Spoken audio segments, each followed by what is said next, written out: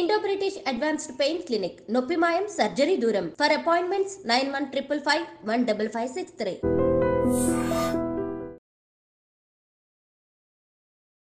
Welcome to I dream media.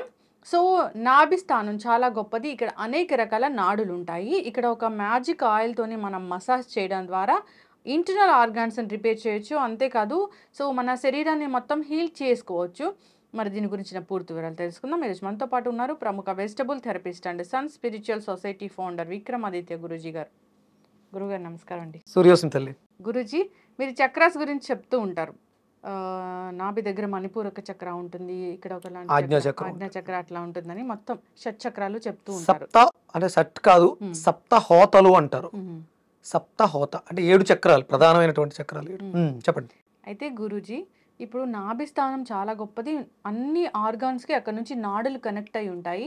అక్కడ కానీ ఒక రకమైన ఆయిల్తో మసాజ్ చేస్తే కనుక ఇవన్నీ కూడా యాక్టివేట్ అయ్యి బాగా పనిచేస్తాయి, హీల్ అవుతాయి అని కూడా చెప్తారు. అదేంటి గురువు గారు? అంటే సహజంగా మీరు అడిగిన ప్రశ్న, నాభిలో ఏదైనా తైలం వేస్తే ఉపయోగితం అని మనం చాలాసార్లు వీడియోలో చేసాం. అంటే ప్రతి ఎప్పటికప్పుడు అంటే ఇంకా నాకు వేరే ఏమీ లేదు. ఆరోగ్యమే మహాభాగ్యం, ఆరోగ్యం భాస్కరాధీనం. దీన్ని మనం సమాజాన్ని చూడాలనుకుంటున్నాం కాబట్టి సన్ స్పిరిచువల్ సొసైటీ అంటే సూర్యుడి యొక్క ఉద్దేశం ఏంటంటే చేష్టలుడికి జీవోత్సవం అయినటువంటి ప్రపంచాన్ని తన రాకతో నిద్ర లేపటమే. చీకటితో అందరం కూడా ఏమి చేయలేక నిద్రపోతుంటాం. అంటే లేవగలిగితే లేచినట్టు, ప్రాణం ఉన్నట్టు లెక్క. అలాంటి చేష్టలుడికి శవంలా పడి ఉన్నటువంటి జగత్తుకి తన కిరణాలతో ఉత్తేజాన్ని కలిగిస్తూ ఉంటాడు సూర్యనారాయణ. ఇలా మన శరీరంలో కూడా ప్రారంభం నాభే. ఒక ఊంబులో, తల్లి గర్భంలో పిండము ఎక్కడి నుంచి కనెక్షన్ తీసుకుంటుంది? సర్వము అక్కడే ఉంది.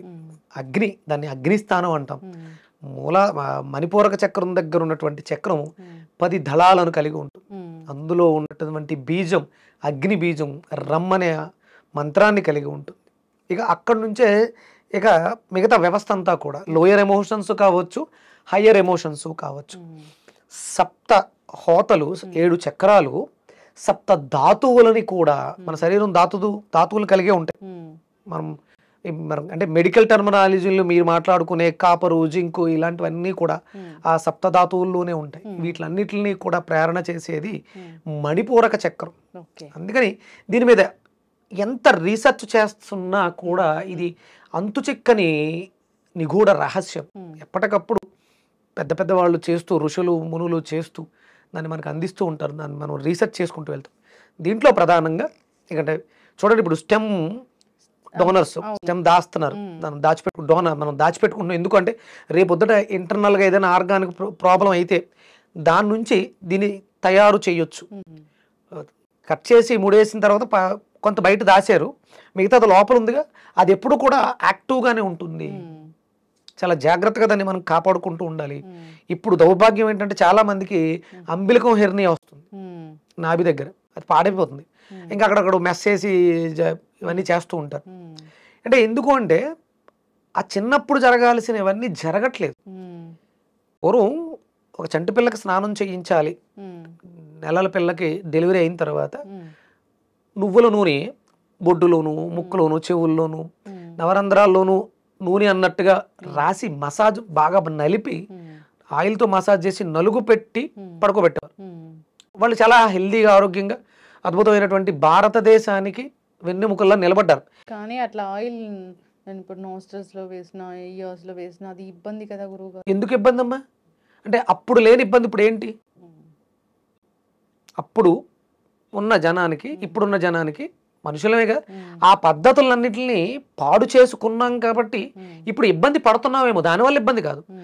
నూనె ముక్కలు వేసుకుంటే ఇబ్బంది వస్తుందా? ఏమొస్తుంది? ఏమో, ఊపిరాడని పరిస్థితి అట్లా వస్తుంది కదా. ఎందుకు వస్తుంది? నువ్వు మెలకువగా ఉన్నప్పుడు కదా, నిద్రపోయేటప్పుడు కదా వేసేది. ఒక బేబీకి పొద్దుటే తలంటూ స్నానం చేసేటప్పుడు ముందు తీసుకొచ్చి ఎండలో కూర్చోబెట్టి చెవుల్లోనూ వాటిలోనూ నూనె వేసి శుభ్రంగా అలా బాగా మసాజ్ చేసి స్నానం చేశారు. అయిపోయిన తర్వాత తిరిగి పెడతారు. శుభ్రంగా సున్నితమైనటువంటి బట్టలతో మొత్తం అన్ని క్లీన్ చేస్తారు. శుభ్రంగా సాంబ్రాణి పొగేస్తారు, పడుకోబెట్టారు. ఏంటి ఇబ్బంది వచ్చింది?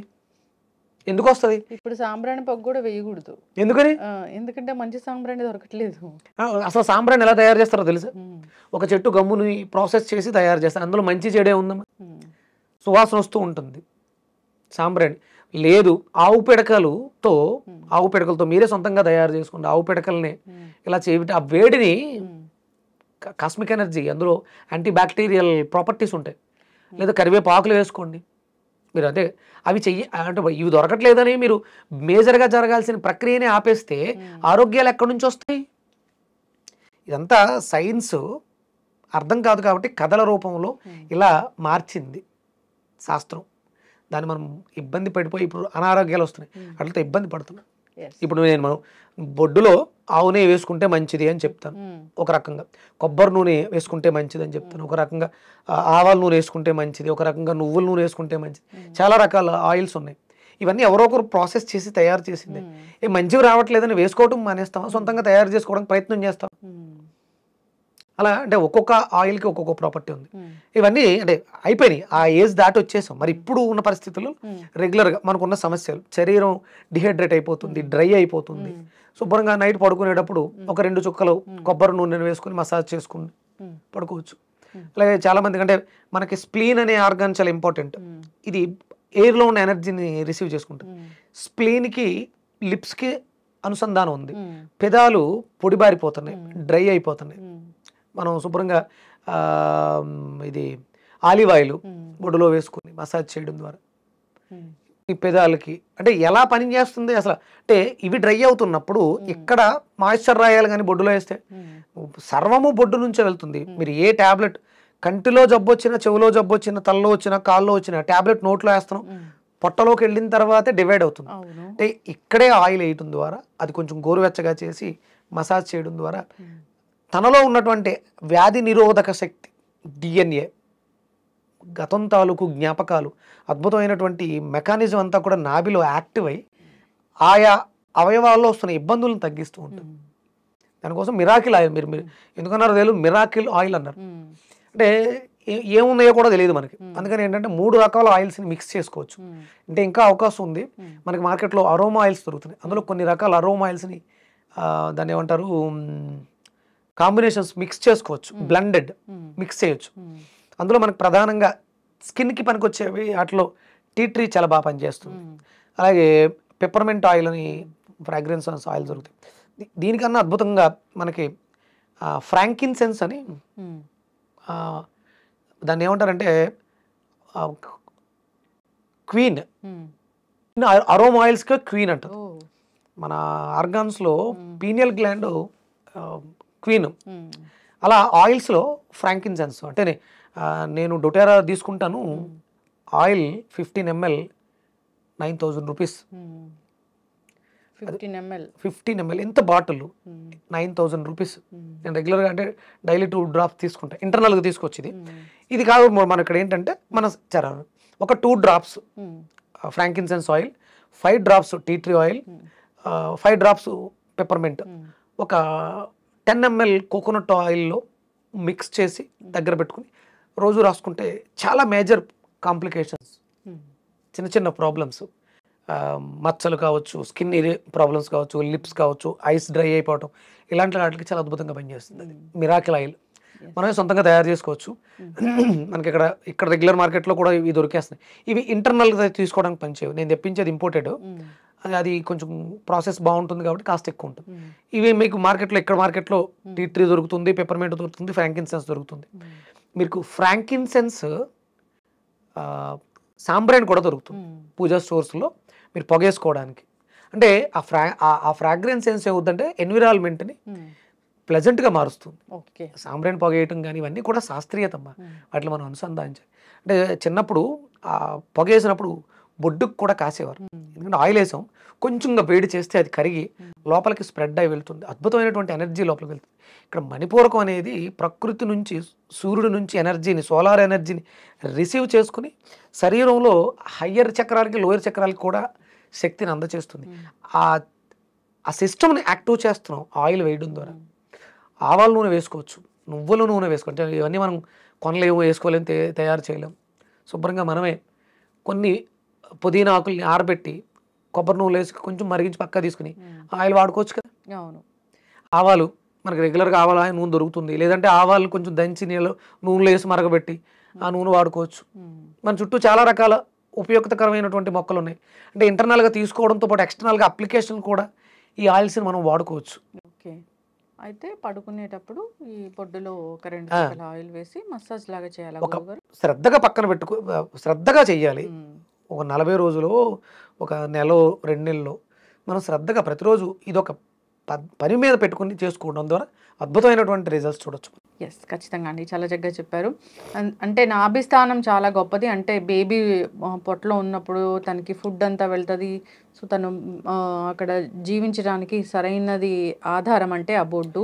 సో ఆ బొడ్డు తాడు నుంచే తనకి ఫుడ్ అనేది తీసుకుంటుంది. భూమిని ఏమంటారు, గరిబ నాభి, గరిమ నాభి, గర్భం నాభి సెంటర్. అంటే అక్కడ నుంచే ఏదైనా జరుగుతుంది, సృష్టి జరుగుతుంది. అమ్మవారు గణపతిని సృష్టి అక్కడే చేశారు, నాభి దగ్గరే చేశారు. అందుకని మనకి ఏదైనా రోగం వచ్చింది అంటే మనం ఎక్కడి నుంచి కూడా మనం తగ్గించుకోవచ్చు. నోటిని అదుపు చేసుకుంటే, పొట్ట బాగుంటే రోగాలు ఏమి రావు కదా. ఓకే, పాడైపోయినాయి, బాగు చేసుకుందాం. విపరీతమైనటువంటి ఒబిసిటీతో బాధపడుతున్నాం, డైజెషన్ సిస్టమ్ డ్యామేజ్ అయింది, శుభ్రంగా ఆవాల నూనె. అంటే ఎల్లో అనేది ఎనర్జెటిక్. ఇక్కడ అంటే ఆ చక్రంలో మనకి ప్రధానమైనటువంటి రంగు ఎల్లో, పసుపు రంగు, ఆరెంజ్ కలర్, రెడ్ కలర్స్ అన్నీ ఉంటాయి అందులో. ఈ ఆయిల్ వేయడం ద్వారా దాంట్లో ఇవి 3 రంగులు కూడా ఉంటాయి. ఆ కలర్స్ యాక్టివ్ అయ్యి మన శరీరానికి కావాల్సిన పోషకాలను ఇస్తూ ఉంటాయి అన్నమాట. ఖచ్చితంగా అండి, చాలా చక్కగా చెప్పారు. నాడులు ఉంటాయి, నాడులు కనెక్షన్ అనేది ప్రతి ఆర్గాన్కి ఇక్కడ నుంచి ఉంటుంది. సో ఇది మూల స్థానము. ఇక్కడ ఈ చక్రం అనేది మనల్ని నడిపిస్తూ ఉంటుంది. చక్కటి ఇన్ఫర్మేషన్ గురువు గారు. సో చాలా చక్కగా చెప్పారండి. అందరూ కూడా మరచిపోయిన సంప్రదాయాలు, పద్ధతులు పాటిస్తూ ఆరోగ్యంగా ఉండాలని కోరుకుందాం. ధన్యవాదాలు. సూర్యస్మితల్లి.